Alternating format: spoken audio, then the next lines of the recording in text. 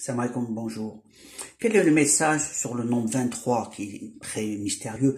C'est le nombre L de la lettre alphabet en arabe, l'M qui nous donne la science du 23. On le retrouve dans le lemme de Allah. En l'écriture arabe, c'est la lettre 23. Et c'est quoi le message qu'il nous donne? Il y a un message. C'est le Tout-Puissant nous appelle à la guidance. Qui est le guide? C'est Allah. Et je vais vous montrer comment on peut l'extraire dans le nombre 23. Le nombre 23, il suffit de faire des additions et des soustractions et puis faire l'extraction. On écrit le 23 et on fait l'addition dans ce sens. Ça nous donne 5. On fait l'addition, ça nous donne 8. L'addition, ça nous donne 7. Ici, on fait la soustraction, ça nous donne 4. La soustraction, ça nous donne 1. La soustraction, ça nous donne 5. Et là, on commence à extraire ce qu'on a devant nous. Et c'est en arabe, l'écriture arabe. Bon, on trouve Innahu, il est Jalla Ahad, le Tout-Puissant 1, l'unique. Donc, comment on extrait ces trois alphabets? Eh ben, on a le 1, c'est le Alif, le 25, c'est Nun, le 27, c'est Ha. Donc, 1, 2, 3. Voilà. 1, 2, 3.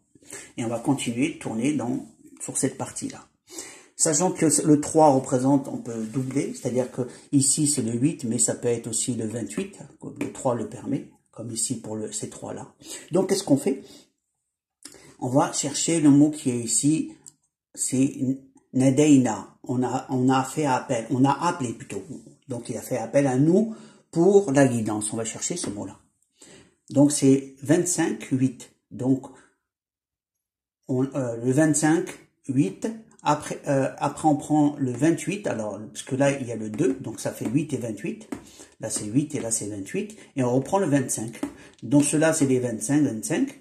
Là et là. Et là, c'est les 8 et le 28 qui sont ici. On a bien doublé le central. Ici. Qui nous permet le 3. On voit bien que ça prend le double ici. Ça nous donne une indication comme l'extraction par rapport au nombre 3. Et on voit bien Nada.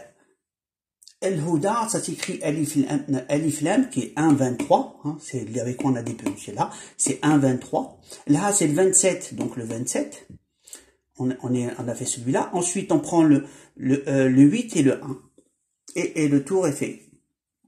Donc, on prend le 8 et le 1, c'est ce triangle-là. Voilà. Et là, on a l'appel à la guidance. Ce mot-là veut dire la guidance. Et je vais le refaire pour l'extraction. C'est le 1, le 23, le 27, le 8 et le 1. Donc, on a utilisé cette partie-là sous forme triangulaire. On voit bien que c'est la science du triangle, c'est une science de soustraction et d'addition sous forme de V. Alors le V, c'est le 8 qui représente le 8 ou le 7, le 8 qui représente l'infini, et le 7, on dit El-Huda, qui veut dire la guidance. On appelle le 7 aussi le 7 qui se répète, parce que dans un sens, en langue arabe, c'est le 8, et dans l'autre sens, c'est un 7.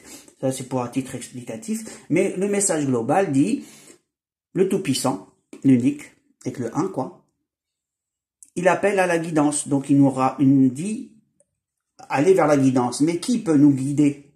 C'est Allah, le guide, c'est Dieu, c'est lui qui nous donne la lumière, de quoi nous on peut dire qu'on pense, mais réellement derrière, si on a de l'aide, on a les réponses, on est guidé, comme le petit poussé qui cherche le chemin et quelqu'un lui met des petites pièces, des petits trucs, qui l'indique dans le droit chemin, qui l'emmène dans la bonne direction. Donc cette lumière fait la différence. Beaucoup parlent de lumière, mais cette lumière, qui nous la donne? Nous, on va essayer de la voir. Mais c'est qui nous les distribue? Voilà. C'est comme quelqu'un qui met une semence.